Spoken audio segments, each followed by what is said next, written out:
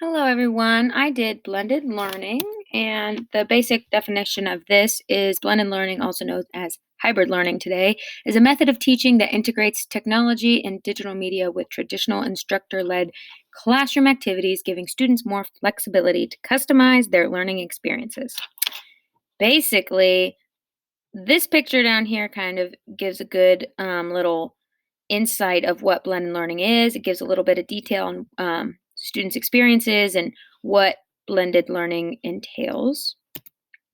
Some pros and cons. Some pros, students always have access to useful online materials to get help whenever they may need.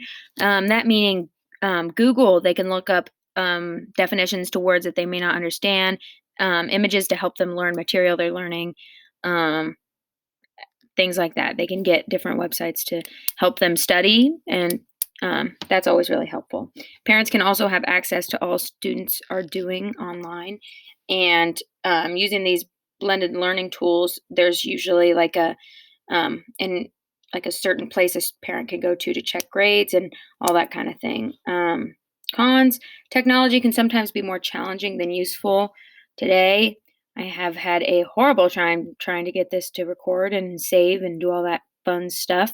And I know that it's probably not easy for teachers either, trying to get their lessons planned out and figuring out what's going to work online for students. Blended learning didn't always deal with strictly technology.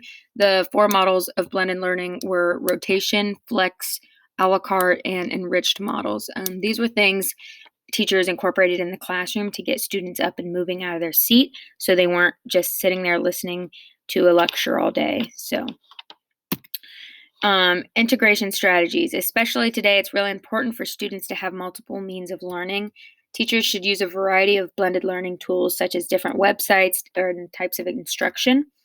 Um, Teachers shouldn't just give lectures every day. They should have different fun activities and different ways to learn so students aren't getting bored of their class.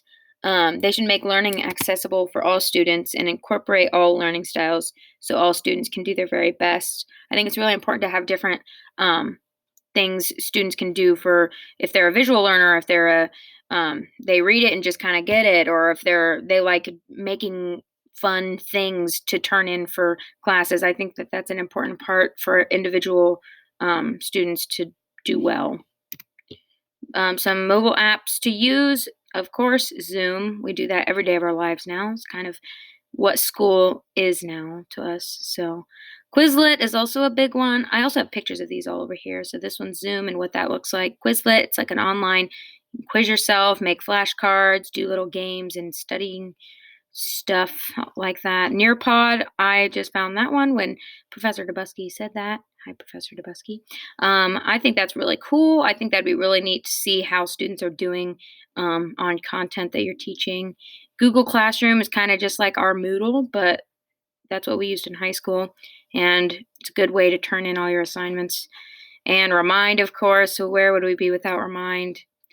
I am a forgetful person, and if my teacher didn't remind me to turn in my stuff, I would probably forget.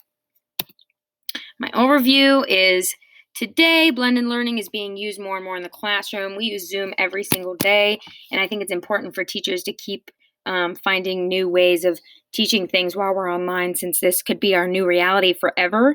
In my future classroom, I hope to have a bunch of fun ways and options for my students to be able to learn in different ways. So thank you, everyone.